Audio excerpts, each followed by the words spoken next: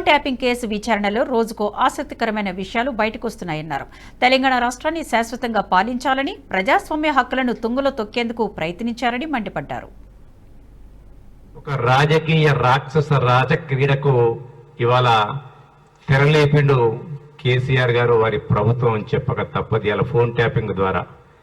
ఎందుకంటే ఆ phone tapping లో ఎవరైతే పాల్గొన్నారో ఆ పాల్గొన్న వ్యక్తులను, అంటే అప్పుడు ఆ ఫోన్ ట్యాపింగ్ వార్ రూముల్లో, వాళ్ళ భాషలో చెప్పాలంటే వార్ రూములలో పనిచేసిన అప్పటి ఆఫీసర్లను ప్రశ్నిస్తుంటే ఒక్కొక్క నిజాలు మన సీరియల్లో ఎట్లా వస్తాయో అట్లా ఒక్కొక్కటి ఒకరికి మించిన ఒక నిజాలు ఒక వ్యక్తిని చేసినప్పుడు, ఓ ఏసీపీని చేసినప్పుడు కొన్ని ఆసక్తికరమైన సంఘటనలు, ఇంకో ఏసీపీని చేసినప్పుడు ఇంకొన్ని ఆసక్తికరమైన విషయాలు, ఇంకో రాధాకిషన్ రావు గారు చేసినప్పుడు ఇంకొన్ని సంఘటనలు.